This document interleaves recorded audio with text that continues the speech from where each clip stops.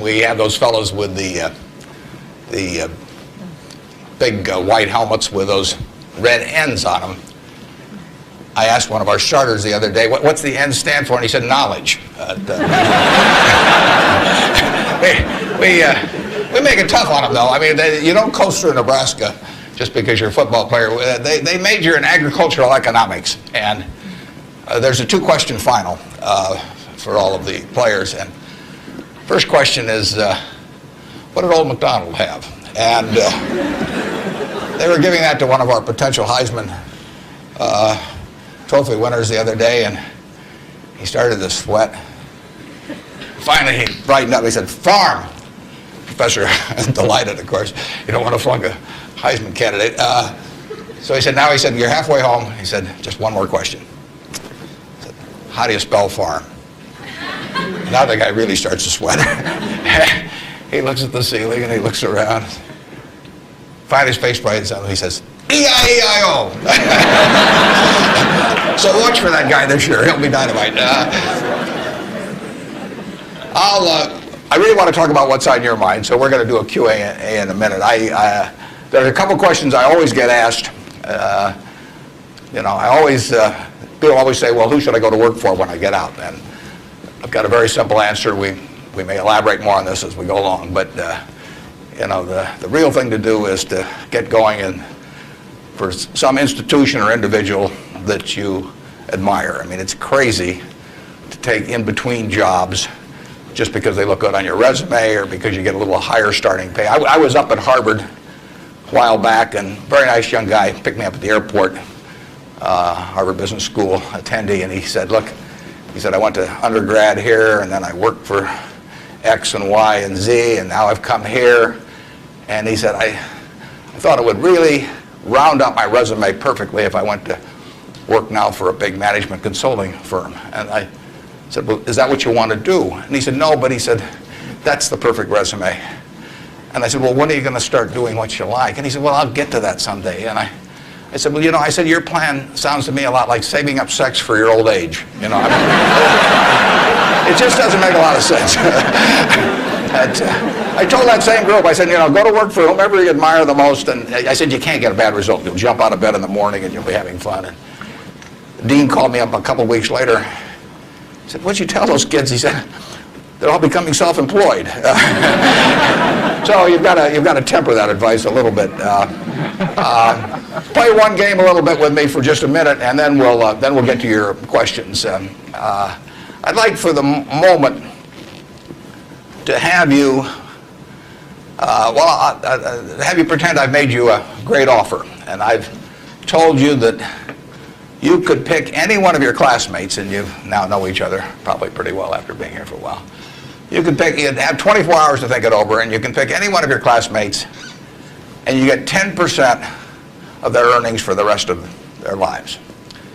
And I ask you what goes through your mind in determining which one of those you would pick.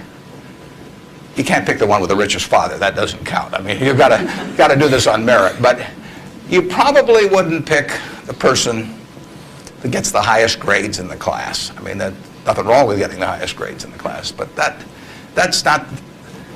isn't going to be the quality that sets apart a big winner from the rest of the pack. Think about who you would pick and why.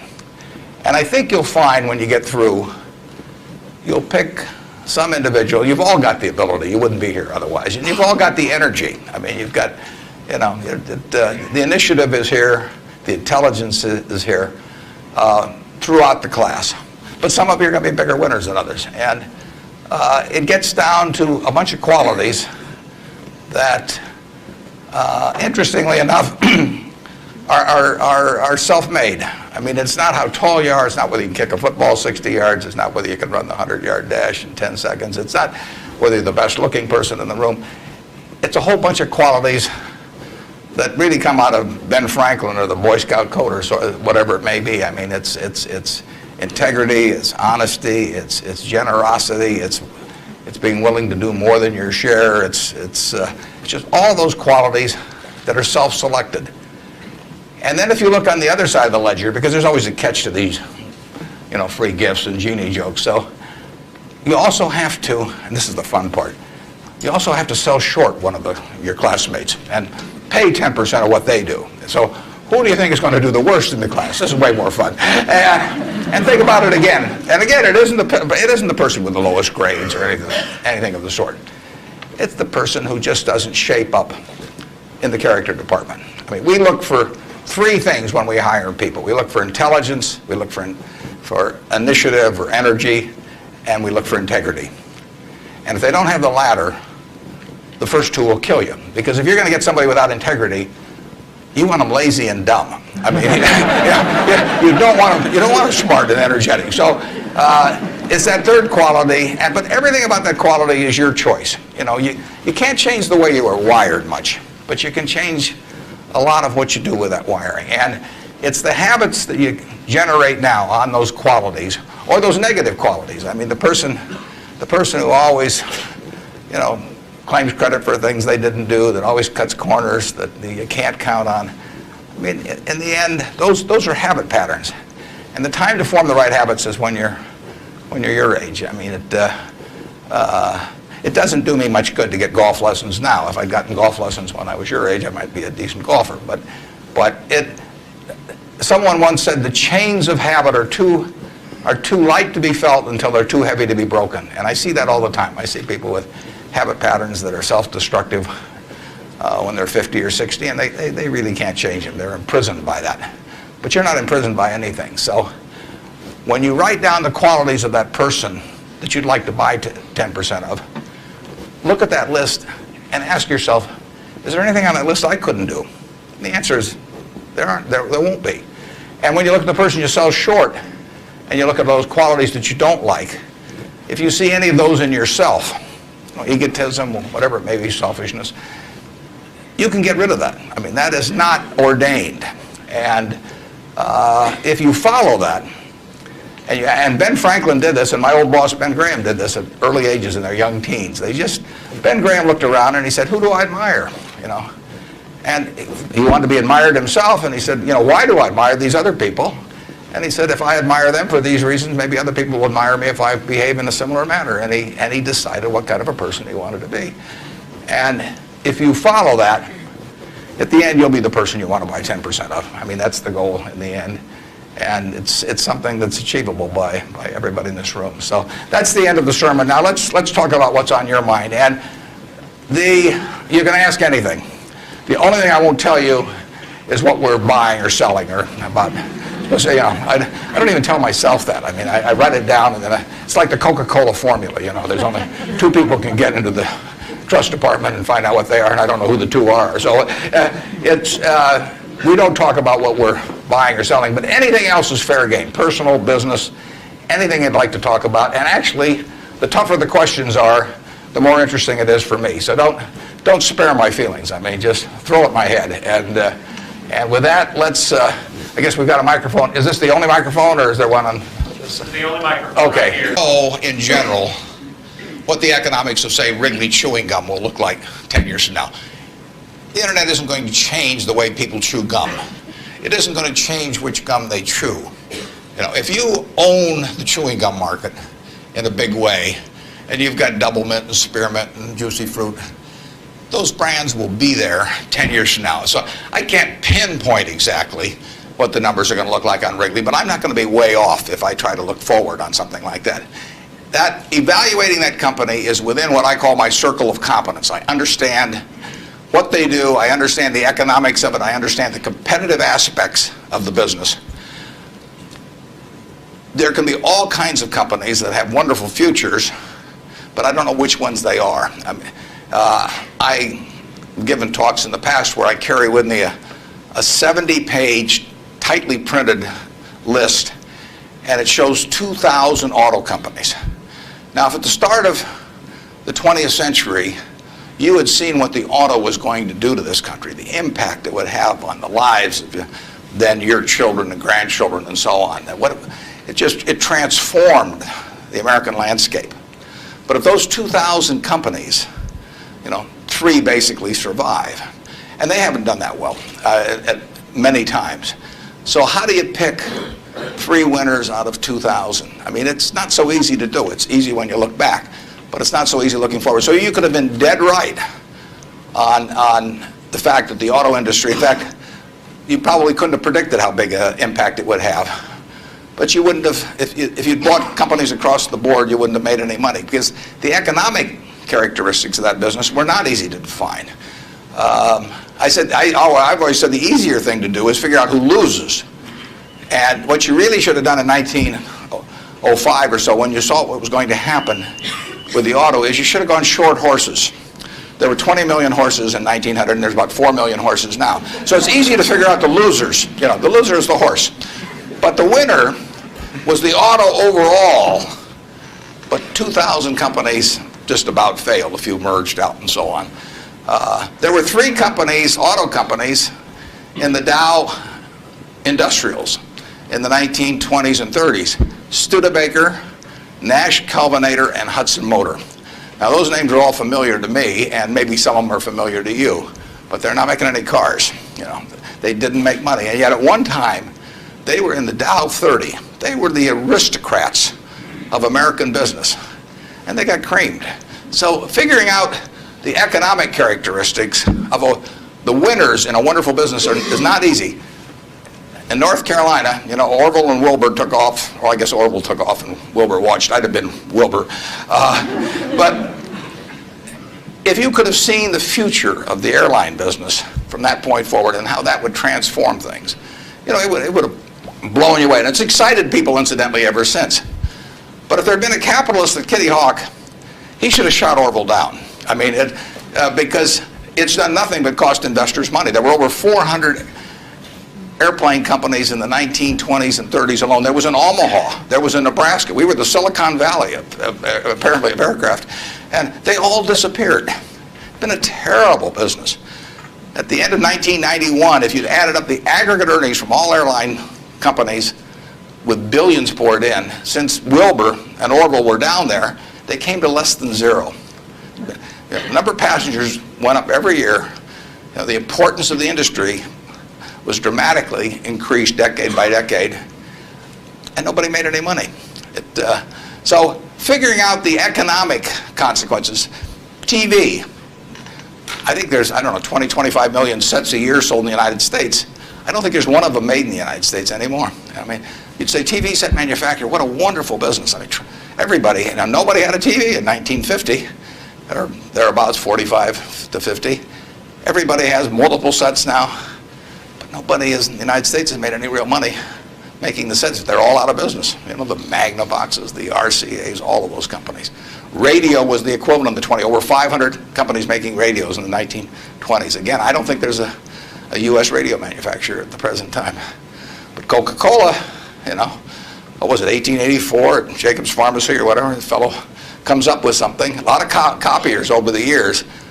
But now you've got a company that is selling roughly 1.1 billion 8-ounce servings of its product, not all Coke, Sprite, and some others, daily throughout the world 117 years later. So understanding the economic characteristics of a business is different than predicting the fact that an industry is going to do wonderfully. And so when I look at the internet businesses, or I look at tech businesses, I say this is a marvelous thing, and I love to play around on the computer, and I order my books from Amazon and all kinds of things, but I don't know who's going to win. And unless I know who's going to win, I'm not interested in investing. I'll just play around on the computer. And defining your circle of competence is the most important aspect of investing. It's not how important, how large your circle is. You don't have to be an expert on everything. But knowing where the perimeter of that circle of what you know and what you don't know is, and staying inside of it, is all important. Tom Watson Sr., who started IBM, said in his book, he said, I'm no genius, he said, but I'm smart in spots, and I stay around those spots. And that is the key. So if I understand a few things, and I stick in that arena, I'll do okay. And if I don't understand something, but I get all excited about it because my neighbors are talking about it, and the stocks are going up and everything, I start fooling around someplace else, eventually I'll get creamed, and I should. So not a question about how many analysts are going to recommend it or what the volume in the stock is or what the chart looks like or anything. It's a question of how much cash it's going to give you. That's the only reason. It's true if you're buying a farm. It's true if you're buying an apartment house. Any financial asset. Oil in the ground, you're laying out cash now to get more cash back later on. And the question is how much are you going to get, when are you going to get it, and how sure are you? And when I calculate intrinsic value of a business, when we buy businesses, and whether we're buying all of a business or a little piece of a business, I always think we're buying the whole business because that's my approach to it. I look at it and say, what will come out of this business and when? And what you really like, of course, is them to be able to use the money they earn and earn higher returns on it as you go along. I mean, Berkshire has never distributed anything to its shareholders, but its ability to distribute goes up as the value of the businesses we own increases. We can compound it internally, but the real question is, Berkshire selling for, we'll say, 105 or so billion now.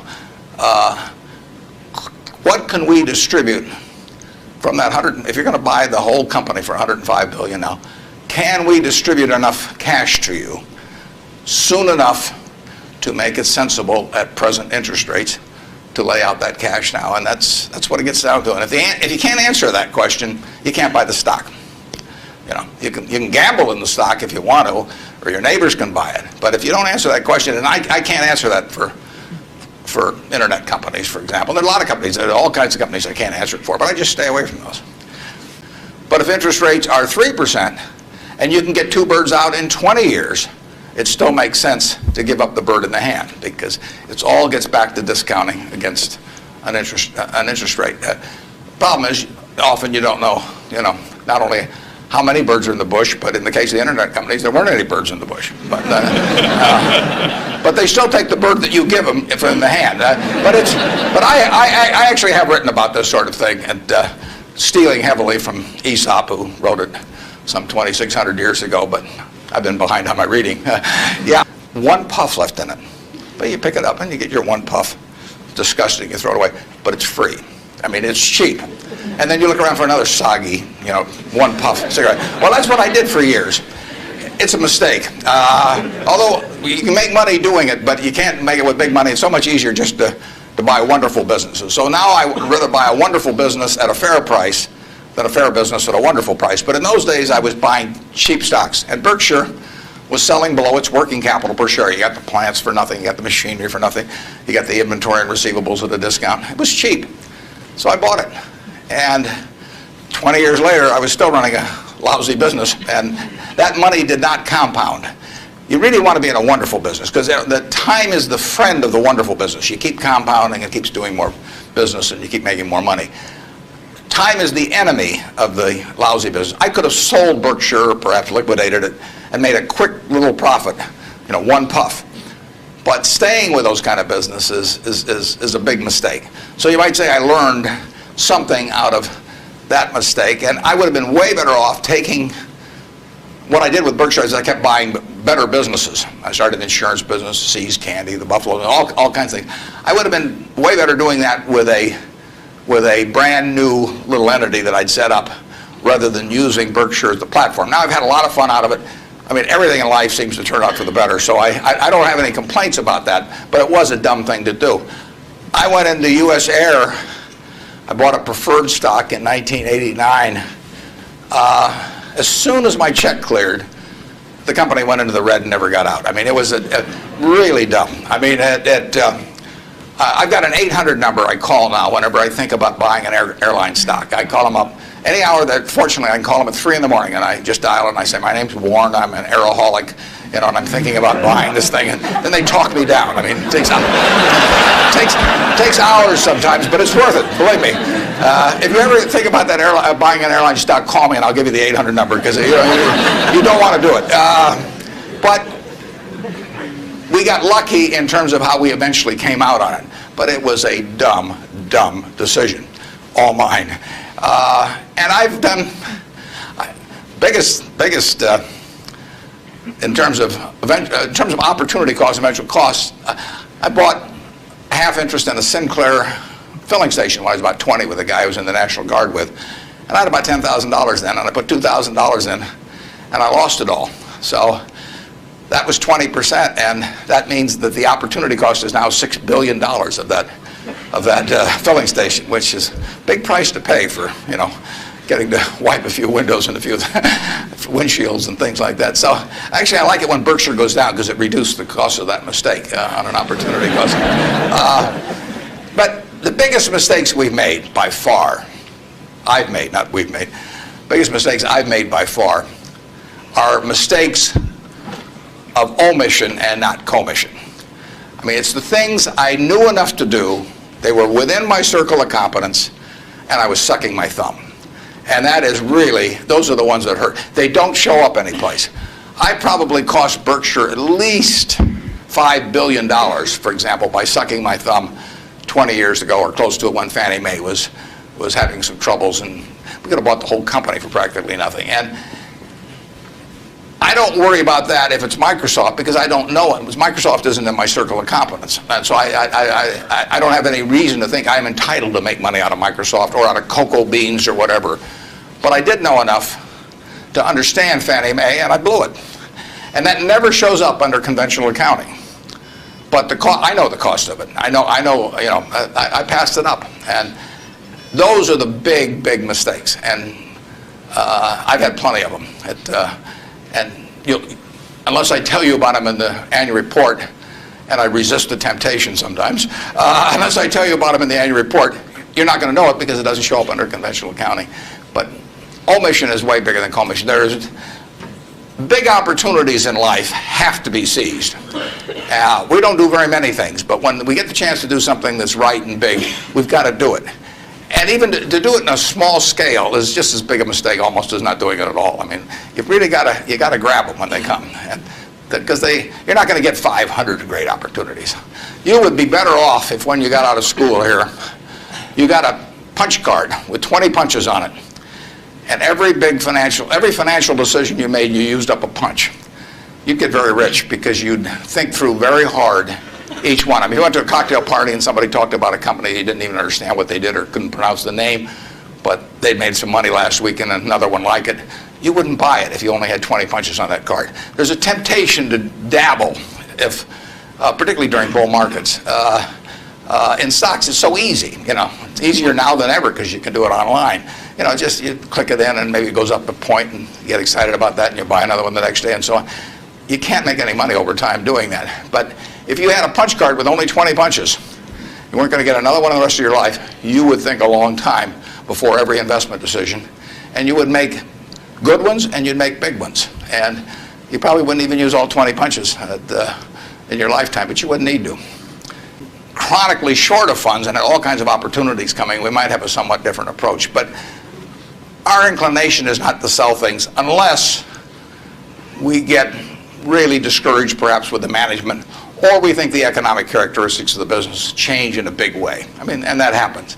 So, but we're not going to sell simply because it looks too high, in all likelihood. I mean, you can't make that 100%, but that's the principle under which we're operating. We're generating right now $5 billion of cash a year at least. So it's $100 million every week. And, just not, we've been talking here half an hour and I haven't done a damn thing. It's, the real question is how do you put it out intelligently? And if we were selling things, it'd be just that much more. So there may come a time when that would change. But we want to, and I have shareholders, partners, who would say, if you can get 3 times what See's Candy's worth, why don't you sell it? And that's why I want to be sure before they come in, they know how I think on that. I mean, they're entitled to know that. You really think for a minute, if you're going to get married, and you want a marriage that's going to last, not necessarily the happiest marriage, or one that Martha Stewart will talk about or anything, but you want a marriage that's going to last. What quality do you look for in a spouse? One quality. Do you look for brains? Do you look for humor? Do you look for character? Do you look for beauty? No. You look for low expectations. I mean, that is the marriage that's going to last. Both have low expectations. I mean, and I want my partners to be on the low side on expectations coming in, because I want the marriage to last. It's a financial marriage when they join me at Berkshire, and I don't want them to think I'm going to do things that I'm not going to do. So that's our guiding principle. The advice is all free, and your marital advice, everything else. Next. Good morning. But certain businesses, some insurance companies are reincorporated in Bermuda, and you can save a lot of taxes. You have to meet certain other tests which we wouldn't want to meet. But if we were willing to meet those other tests, there's nothing illegal or immoral about us moving to Bermuda. We're not going to do it. And but if the restrictions weren't there, I mean, the tax code is the rule book, and you follow the rule book. I think some of the things people do in terms of bending that rule book get very close to fraud, and sometimes cross the line into fraud. And when they do, I think they ought to be prosecuted. But that's another game. And incidentally, there has been more pushing on that, I would say, in the last 5 years, and certainly was my experience earlier. And there are more.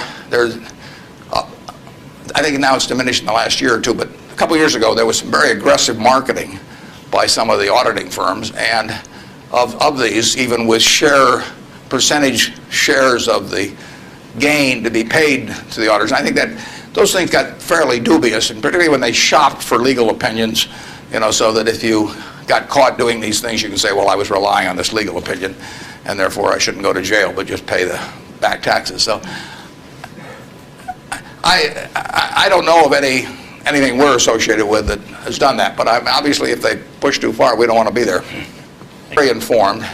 In fact, he got somebody, I think his primary advisor in the medical field is a fellow who was with the CDC in Atlanta, and Bill reads 15 books a month on this. I mean, he can just absorb it. I wouldn't be able to get it that fast, but he just says with $1 billion he wants to save as many lives per year as he can. So that's his objective. It's just as much a metric of his foundation as some other metric, return on capital, might be for a business. And he says, I'm going to spend $1 billion a year. How many lives can be saved for that? So he's gotten very heavily into vaccines and AIDS in Africa, a number of things. It's very rational. I personally think all of my 99-point-something% of my net worth will go to a foundation after the latter of my wife and I die. I mean, it's all going to go to a foundation. As far as I'm concerned, I got it from society. It's going to go to society. I've written a letter to my trustees, and I've got very few trustees. If you got a whole bunch of trustees, in my view, they just homogenize themselves down to sort of a lowest common denominator, because you get 30 people in a room, and prestigious people, but they'll all have their particular alma mater, and they'll all have their particular hospital, and it'll become a big trade-off game. It'll be a little like Congress. So I have very few people, and I don't give them anything specific, because I tell them their judgment above ground will be better than my instructions from 6 feet underground. So I don't like to think that, but it's true. So I tell them, look, the society are the ones that don't have a natural funding constituency or are just damned intractable and very difficult to solve.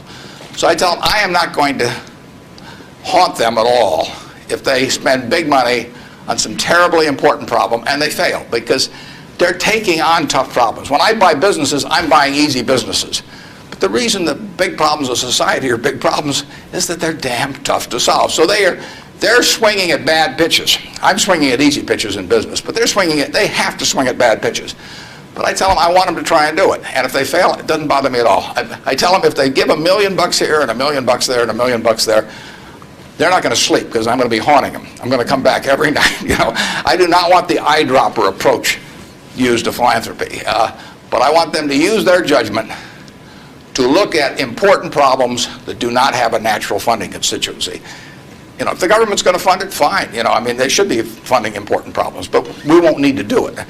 The role of private philanthropy, in my opinion, is to fund things that don't have the natural constituency, and that's what Bill's doing.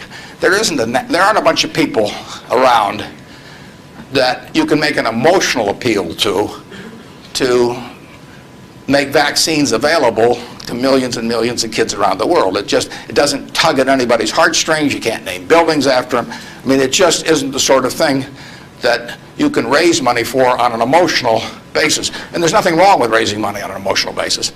But that is a problem that won't get solved by a funding constituent that's responding to that. But Bill is responding to what in his mind is the important thing, which is saving lives, and he doesn't care whether he gets his name on a building or whether anything happens or whether anybody knows about it. I mean, he gets publicity just because of the scale he's on, but he doesn't care about that. I can promise you that. So that's my philosophy, is that I got this money not because I'm a superior human being, not because I've done more for society than other people. I was wired the right way to be dropped into the United States at this particular time. I mean, it's a huge capitalistic society, and I'm wired, no credit to me, but I just born that way, so that I'm better at asset allocation than other people to some degree. Just like other people are better at all kinds of other things. And I was with two teachers out at Sun Valley that are doing more for society than I am, and this market system does nothing for them. Market system does all kinds of things for me.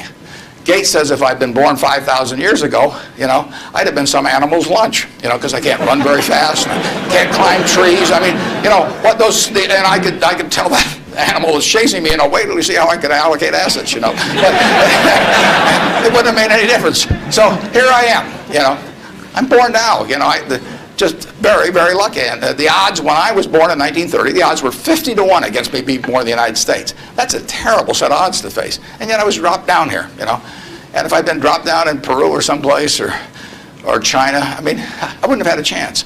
So society is what does it for you. And it should go back, in my view, it should go back to society. If you've been lucky enough to be dropped into a society where your particular wiring pays off big, that's just luck. And there's nothing wrong with being lucky. I don't feel guilty about it or anything else, but I also don't feel that, I feel I have a lot of fun doing what I do, but I feel the money should go back into society, and it should go back as intelligently as it can. And the best way to do it intelligently is to have high-grade and intelligent people administering it at the time. And you don't know the problems that are going to be out there 10 years from now or 20 years from now or 30 years from now. But I do know if I've got a small number of high-grade, smart people, and high-grade is more important. If you gave me 20 extra points of IQ, but cheated a little on the high grade, I wouldn't take it, because they got to be. There's so many chances to do things in a petty way, or to try to.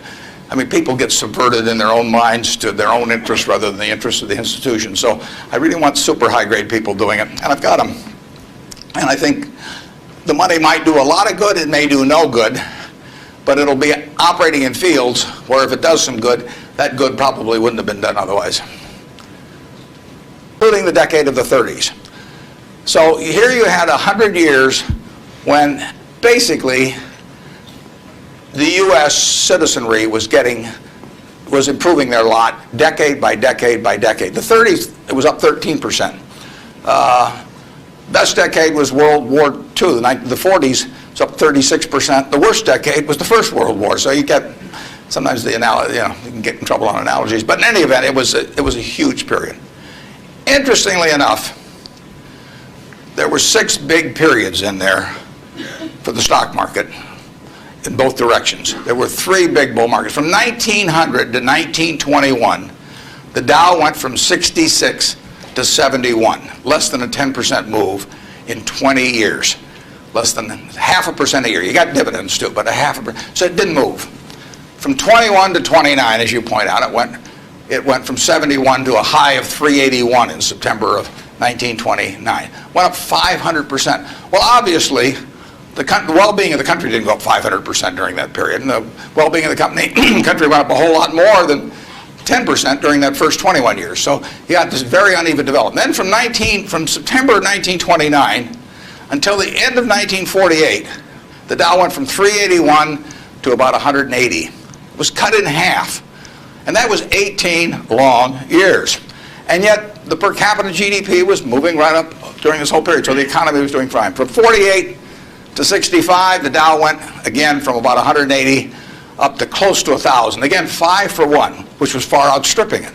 From 65 to 81, the Dow went down, literally. Well, again, per capita GDP. And then we've had this last period where it's gone up terrifically. If you take the whole 100 years, it went up 180 for 1. Every $1,000 became 180,000. But 43 and 3/4 years were those 3 big, huge bull markets, and 56 and 1/4 years were periods of stagnation, all in an economy that was doing fine, year after year after year. 56 and 1/4 years, net, the Dow was down a couple hundred points during that period, and the other 43 and 3/4 years made up the rest of this move from 66 to 11,000 some on the Dow. So you say to yourself, how could it be that you could have a country that was doing better and better and better and better? Citizens were living, every generation was living better than the one that preceded it. But you had these huge changes, big gains a few times, long periods of stagnation. 20 years, I mean, that's a long time to do nothing. The answer is that investors behave in very human ways, which is they get very excited during bull markets and they look in the rearview mirror and they say, I made money last year, I'm going to make more money this year, so this time I'll borrow, or the neighbor says, I wasn't in last year when that neighbor was dumber than I made a lot of money, so I'm going to go in this year. So they're always looking in the rearview mirror. And when they look in the rearview mirror and they see a lot of money having been made in the last few years, they plow in and they just push and push and push on prices. And when they look in the rearview mirror and they see no money having been made, they just say, this is a lousy place to be. So they don't care what's going on in the underlying business. And it's astounding, but that makes for huge opportunity, just huge opportunity. I mean, I've lived through roughly half, in an investing sense, about half that period. And I've had that long period of stagnation from from 65 to 82, 17 years. I wrote an article for Forbes in 1979. I just said, how can this be? Pension funds in 1970 put 100 and some % of their new money in stock because they were wild about stocks. Then they got a lot cheaper and they put a record low in, 9% of their net new money in 1978 when stocks were way cheaper. People behave very peculiarly in terms of the reactions because they're human beings and they get excited when others get excited, they get greedy when others get greedy, they get fearful when others get fearful, and they'll continue to do so. And you will see things you won't believe in your lifetime and securities markets. And the country will do very well over time, but you will see these huge waves. And if you can stay objective throughout that, if you can detach yourself temperamentally from the crowd, you get very rich. And you won't have to be very bright. I mean, I'm sure you are, but it doesn't take brains. It takes temperament. It takes the ability to sit there and look at something. When I started out in 1950, I would go through and find things at 2 times earnings, and they were perfectly decent businesses, and people wanted jobs at those companies, and everybody knew they were going to be around, and they wouldn't buy them at 2 times earnings, and that's when interest rates were 2.5%. I started selling securities when I was 21. And a Kansas City life insurance company happened to be a fairly prominent company in Omaha. And the policies they sold you, if you were buying life insurance from them, had a built-in assumption of 2% interest. The stock of Kansas City Life was selling at less than 3 times earnings. You were getting 35% if you bought the stock. No question about the soundness of the company. I went to the local agent. I figured, hell, I ought to be able to sell him a few shares of stock. I mean, the guy ought to understand it. He's got his whole life invested in this company. I went to the local agent who'd been with him for 20 years, and his name was Moose. And I said, Mr. Moose, I said, you're selling these policies with 2%. You may even have a few members of your own family, and you can buy into this company whose paycheck you depend on every month, and whose future your beneficiaries of these life policies depend on, and who you're selling them, a 2% investment on, and you can get 35% on your money. He said, stocks aren't any good, and I couldn't sell the, I was a lousy salesman. I mean, well, you have to start with that, but it just blew me away. It blew me away. I thought sometimes I used to wonder if I was nuts, but those things, the same thing happened. I mean, in 1964, the Dow closed at 864. the end of 1981, 17 years later, it closed at 865. It moved 1 point in 17 years. Now, that's not a big move. And that, you can't believe how discouraged people were during that period. But, people were living better. So things can go on a long time that don't make sense. But they do come to an end. I mean, the internet thing. I mean, you had these companies selling for many billions of dollars that had practically no prospects of making any money. That's a bubble. But Herb Stein one time said, anything that can't go on forever will end. Now, that seems pretty... but think about that. And particularly think about it next time you're inclined to do something just because the stock's gone up a whole lot, and your neighbors made money or something. You've got to be... You just have to sit and think objectively and think about, would I buy this whole business? If it's an internet company that's got 100 million shares out and selling at 100, that's $10 billion. Is it worth $10 billion? If it's worth $10 billion, it's got to be able to give you, 700 or 800 million next year. And if it doesn't give you 700 or 800 million next year, it has to give you maybe 10% more than that the year after and continue to. There aren't a lot of businesses that can do that. And people just go crazy. And of course, it's fun. I mean, it's like that sign they put in brokerage offices that says, avoid hangovers, stay drunk. I mean, it's just so much fun to keep playing. But you got to do sensible things to get good results. When the Fed wants to put on the brakes, we go through the windshield. I mean, the economy just they can put on the brakes. Paul Volcker did it. He broke inflation by doing it. But I mean, when he put on the brakes in that period around 1980, I mean, people hated him. He was crucified for it, but it was the right thing to do. And he could do it. He did it all by himself. And it was the only way because of the momentum that inflation was generating. It was the only thing it was what was needed then. Enormously unpopular. It's much harder for a Greenspan to put on the brakes because nobody wants him to put on the brakes, plus he's so visible. But he's put them on sort of gradually. But stepping on the gas pedal, he does not necessarily get the same result. It may help, but there are 1,000 other variables operating. And as you see in Japan, you can get down to 0 interest rates and you can't stimulate anything. So it isn't like the Japanese haven't read the same books we've read about economics. I mean, they've read Keynes and they've read the whole thing. So we're not smarter than they are. We don't have any secrets they don't have, but they don't know how to get their economy going.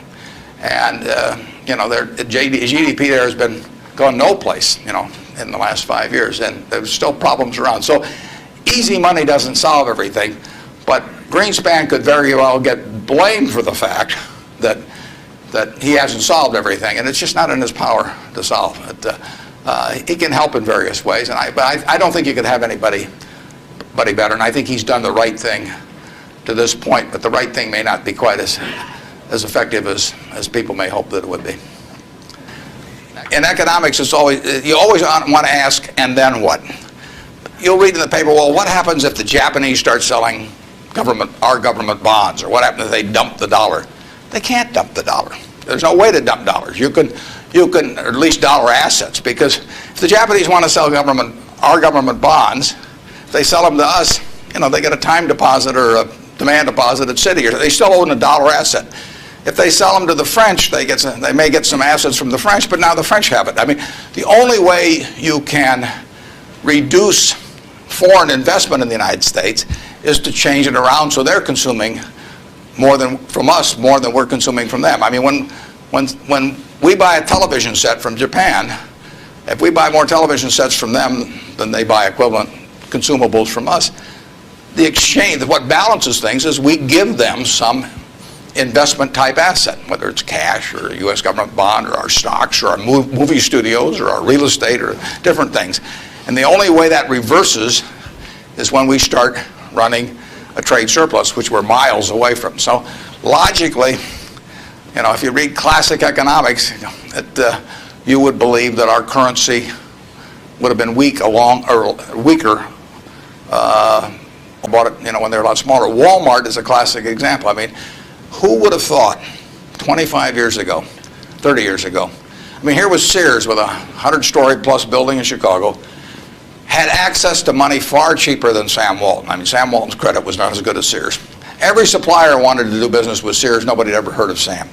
Every real estate developer who was developing a new shopping center went first to Sears, and Sam got the short end.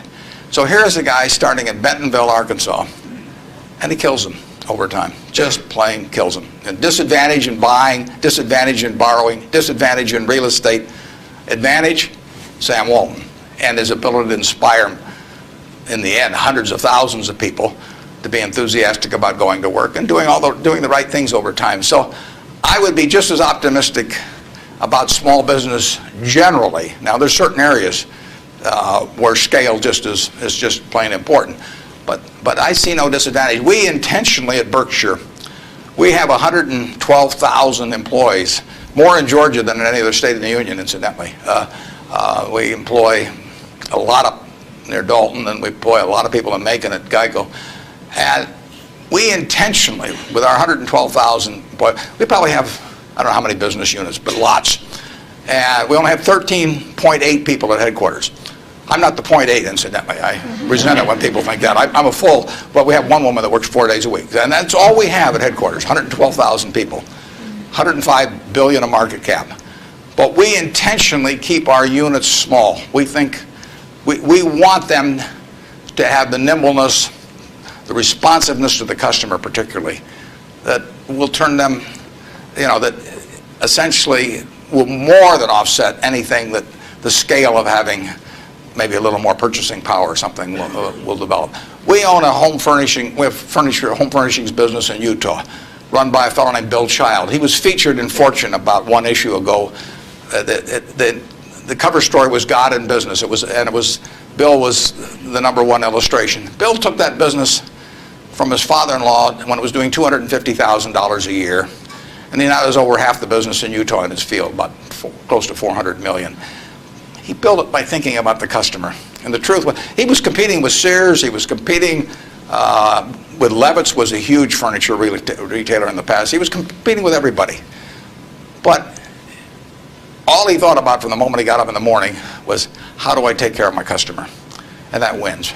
We have a business in Omaha, some of you may have heard of. It's the largest home furnishing store in the world. In Omaha, which only has a SMSA of 650,000 people. It's on 72 acres. It does $325 million in one location, which happens to be $500 for every man, woman, and child in the SMSA, but it draws from beyond that.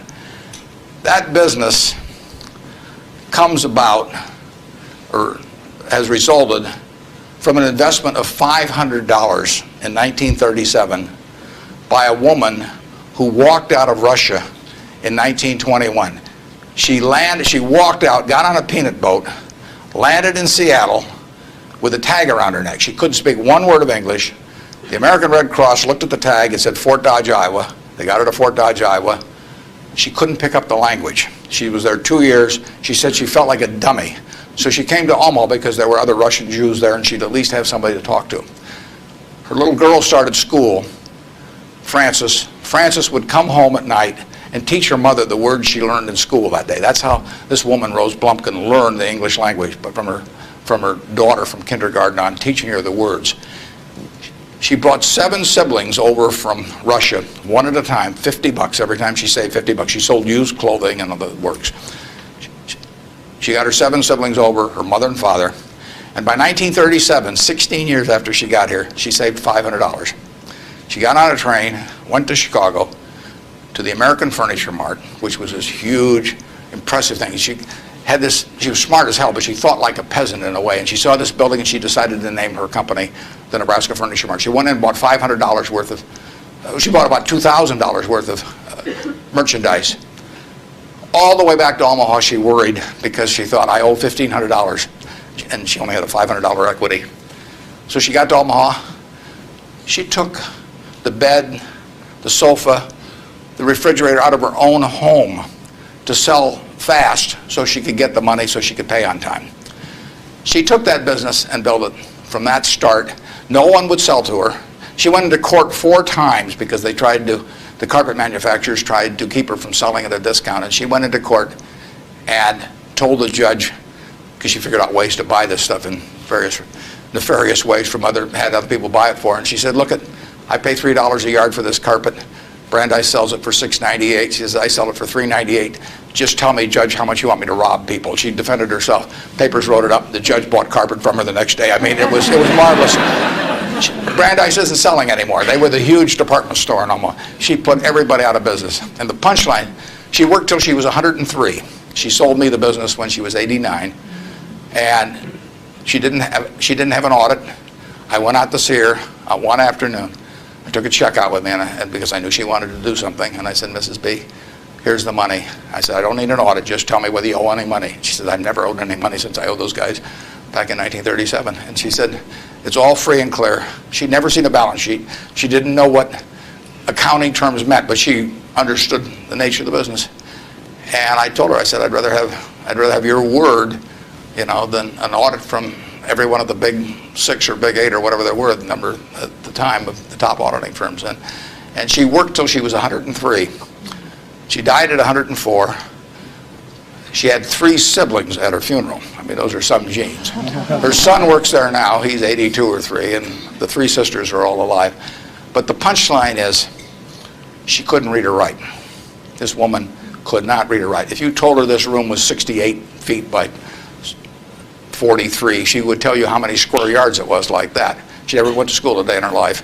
She would tell you how much that was at $5.98 a yard. She'd add the tax. She'd knock off something because she liked your looks, and that would be it. And that is that you can't beat that, and you can't replicate that at General Motors. You can't institutionalize that. The person who brings that kind of drive to a business and does it day after day and thinks about their customer, and that's all she did. Well, she raised 4 kids in the process too, but you can't.